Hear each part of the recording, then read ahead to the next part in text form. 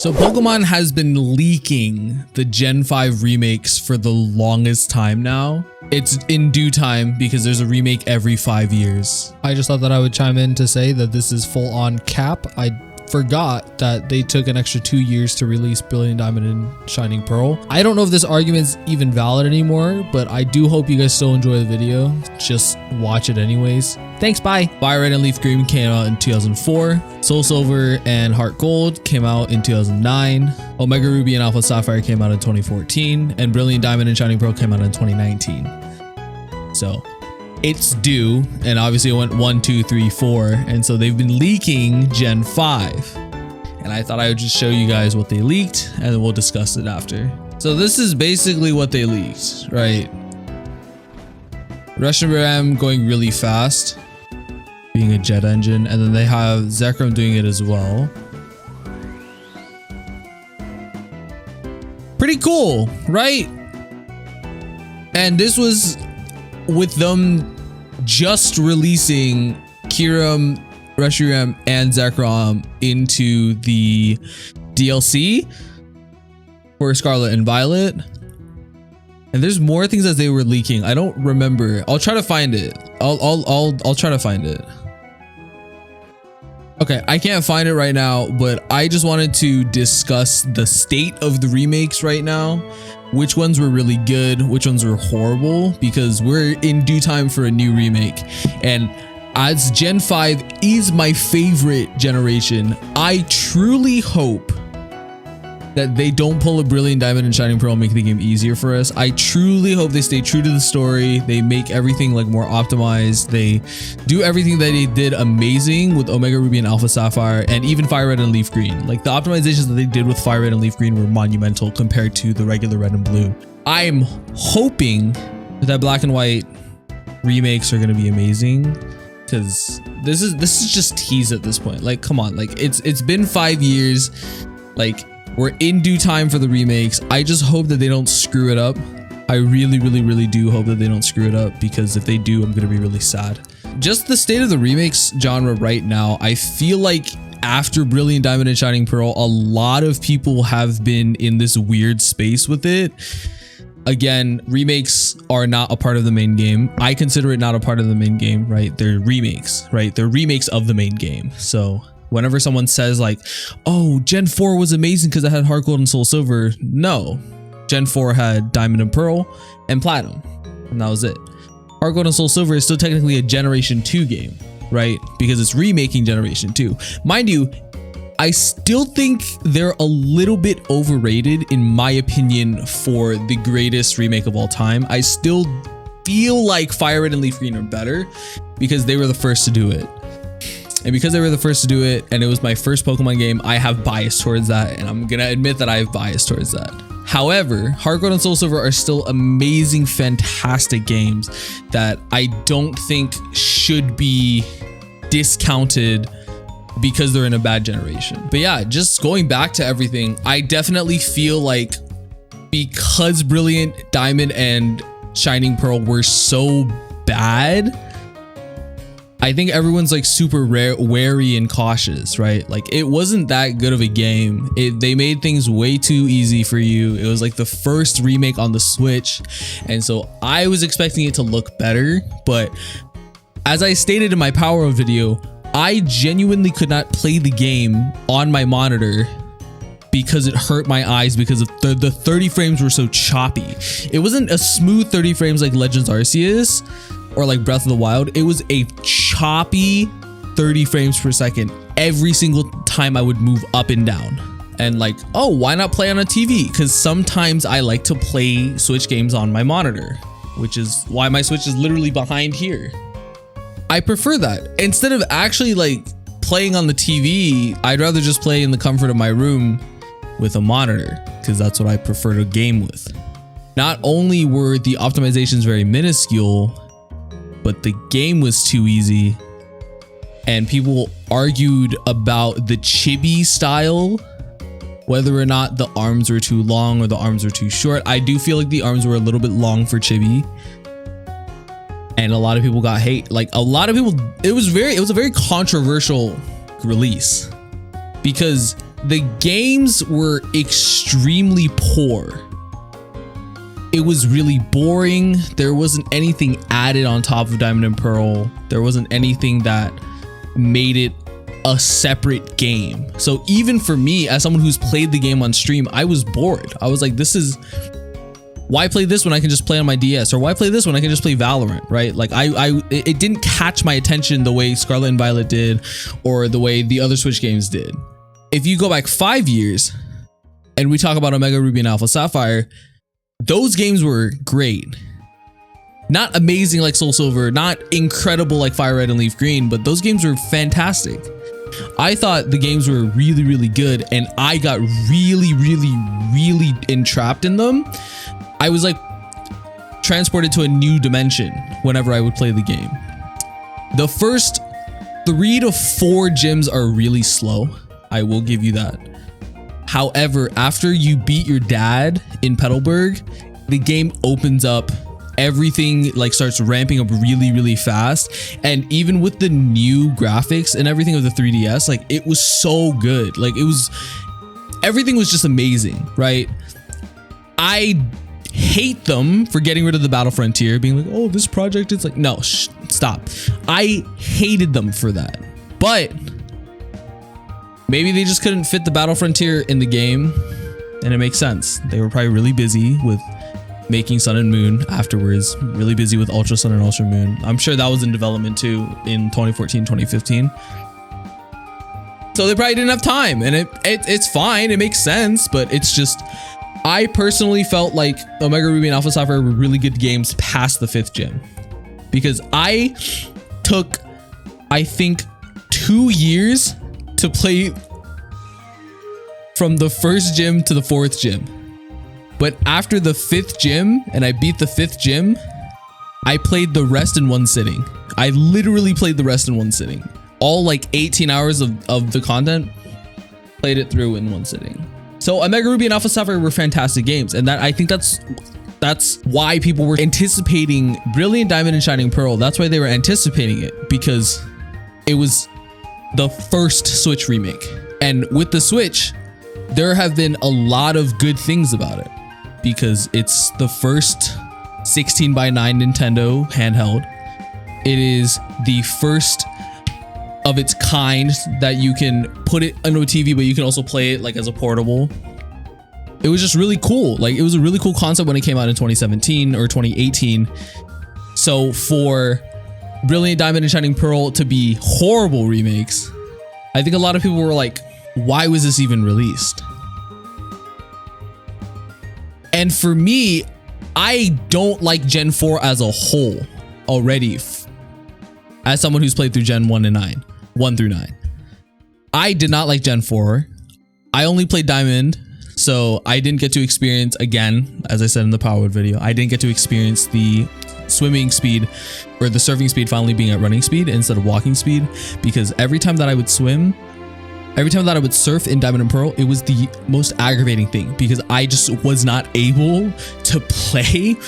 I would go through like these routes, these surfing routes, and I would just be like, I don't want to play. Like this is taking me 7 years to get to a trainer, even with a rappel. I heard Platinum was fantastic. I think if I did play Platinum back then, my thoughts on the generation as a whole would have changed. But if we talk about SoulSilver and Heartgold, people argue that it was the greatest games of all time, and I understand that, right? Gen 2 is arguably one of the greatest generations, with you beating Johto and then you go to Kano and kick everyone else's ass too. Like, I think that's really sick. Like, a really, really, really cool concept that they haven't gotten back, you know?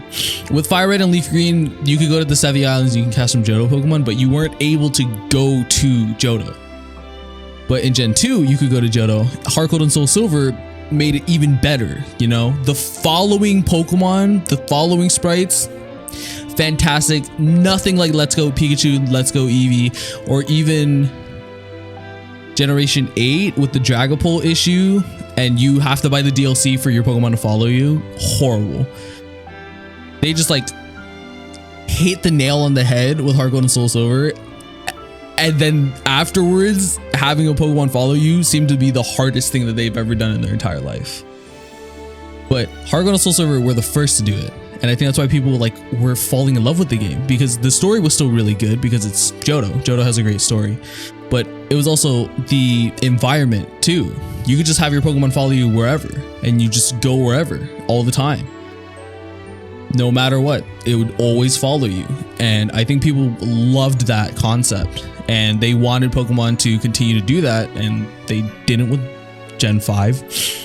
Didn't with Gen 6, didn't with Gen 7, and then Gen 8 they were like, oh yeah, we'll just add it in the DLC with Urshifu, and they butchered it. I'm not saying let's go Pikachu and let's go Eevee, like they also did that with those games, but I don't consider those games Gen 1 remakes. I consider them Pokemon Go games. I consider them Let's Go, because it says Let's Go. It's not Pokemon Fire Red and Leaf Green, or it's not Pokemon Red and Green for the Switch. It's Let's Go Pikachu, Let's Go Eevee. So they're not Gen 1, even though it takes place in Gen 1. I think Heartgold and SoulSilver were fantastic games. I think those games were really, really good. I think there's a lot of good things that people can say about it, but in my opinion, I think it's a little bit overrated. Finally, with Gen 3, the Gen 1 remakes, the first of its kind to ever do that. You had Red and Blue come out, you had Gold and Silver come out, and then you have Ruby, Sapphire, Emerald, and then Emerald releases with Fire Red and Leaf Green. And Gen 3 is like my third favorite gen ever. It's 5-2-3 for me. Gen 3 was fantastic. I loved Gen 3. Ruby and Sapphire were great games. But Fire Red and Leaf Green were my first games ever to release.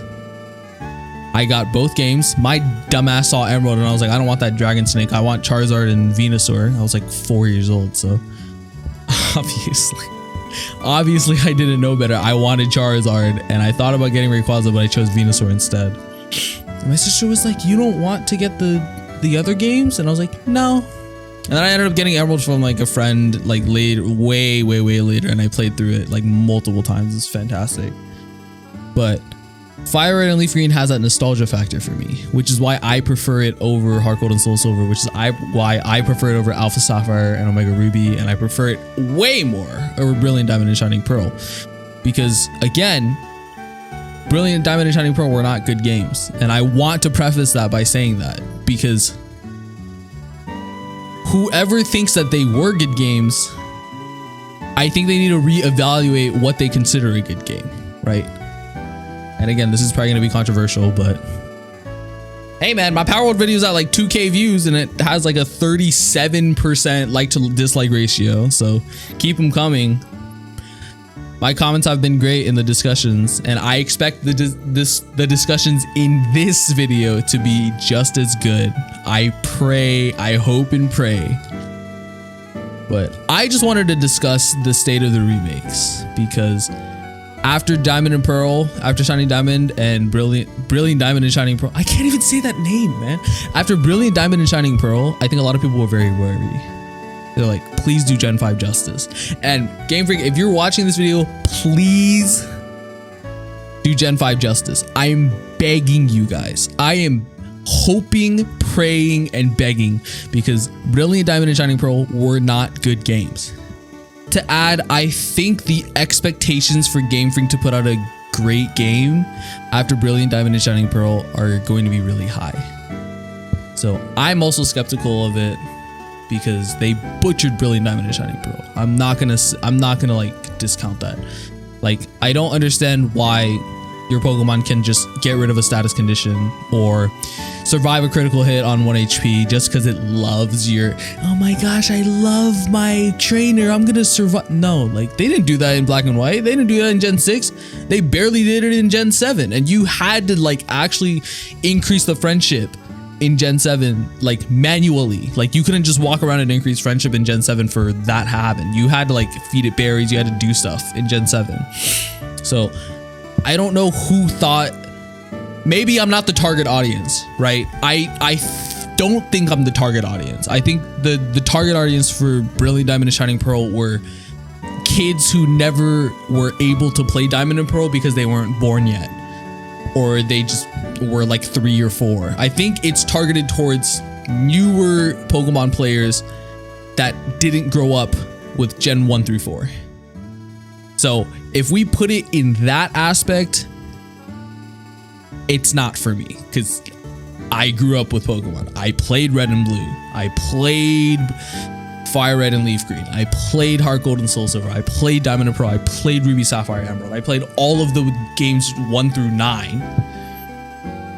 And for me, I didn't like Brilliant Diamond and Shining Pearl, but that doesn't mean you can't like it. Like, I'm not saying that you shouldn't be liking it, because if you like the game, like, by all means, play the game. By all means, continue to make content for that game. But for me, I didn't like the game. I still haven't finished it. It's still somewhere. I don't even know where the game cartridge is. It's somewhere, but I think the expectations for Game Freak now to create a good game are really high, and I'm worried that they're not going to be able to meet the expectations. And if you guys want a video on why I don't consider them good games, please put it in the comments below. This is my first actual Pokemon video after watching like Munching Orange, Giancarlo, Perimango 2, Perimango 11. Those are the main two, and obviously there's another content creator that I can talk about, but I'm not going to because he got canceled and he's no longer on the internet. So thank the Lord that he's gone, because he did a lot of hurt for the Pokemon community, and that's one of the reasons why I left.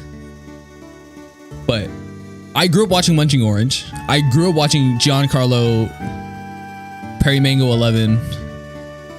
He's also had some controversy, but I don't think it was nearly as bad as the other content creator. He ended up apologizing too. Like, this was in like 2016 as well, so I was already out of the Pokemon community by then. But growing up watching Munching Orange and never making a Pokemon video, even though I'm obsessed with Pokemon, this is like kind of a new segment for me, like a new beginning for me. So please don't crucify me, I guess. You can crucify me. I have pretty thick skin. I can take it. But I hope you guys enjoyed this video.